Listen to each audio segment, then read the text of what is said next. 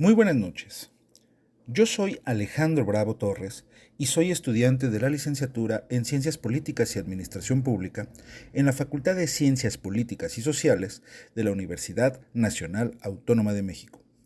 Esta presentación lleva por nombre La realidad social como objeto de estudio y es realizada para la materia de Introducción a la Investigación en Ciencias Sociales, llevada adelante por la profesora Laura Estela Ramírez Apáez.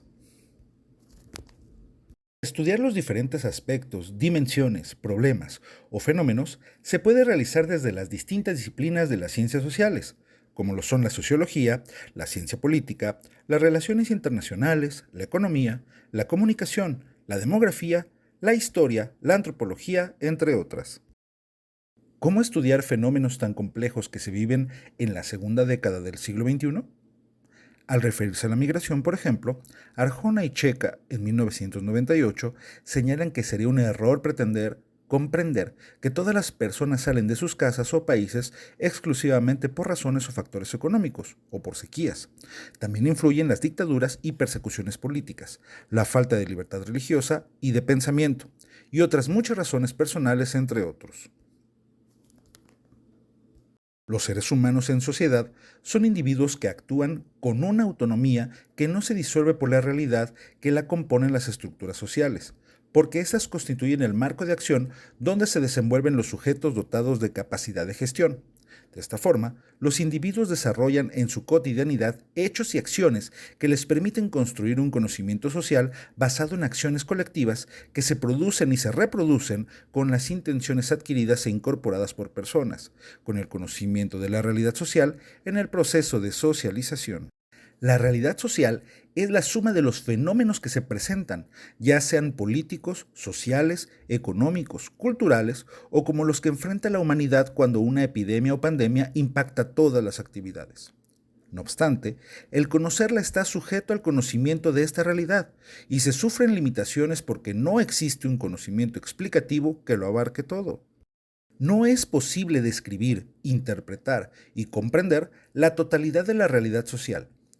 Para Popper, la tarea del conocimiento es integrar lo visible y lo oculto, superficie y estructura, lo que significa que los espesores o capas de la realidad social conforman una unidad de realidad, por lo que es necesario esclarecer los diferentes niveles. En el caso de Immanuel Wallerstein, se sostiene que para abordar la realidad social se tiene que vivir en una contradicción constante, donde por una parte todas nuestras verdades se sostienen únicamente dentro de ciertos parámetros tiempo-espacio, y por lo tanto hay muy pocas cosas de gran interés de las que se puedan afirmar que son universales. Además, no se debe perder de vista que las ciencias naturales y el positivismo enmarcaron la corriente cuantitativa. Los sociólogos también tomaron de este esquema las características siguientes: la realidad observa, descubre, explica, predice, etc. Los fenómenos medidos en términos de cantidad, intensidad o frecuencia. Realidad estática. Objetividad. Y por último, la realidad lista para ser estudiada. Por eso es importante recordar el método científico, donde a los principios teóricos se le suma las reglas de conducta, así como las operaciones mentales y las manuales, y de esta forma se obtiene un nuevo conocimiento. Recordemos que el método inductivo y deductivo tiene generalizaciones y predicciones que afirman o refuerzan una hipótesis. Finalmente, de acuerdo con Mejía en 2004, se debe partir de la consideración de que la investigación surge de una inquietud que se va depurando en el trabajo de campo, tales como las lecturas y discusiones previas acerca de un fenómeno, como la observación de este. Esto es un punto de partida al proceso de investigación cualitativa respecto a lo cuantitativo.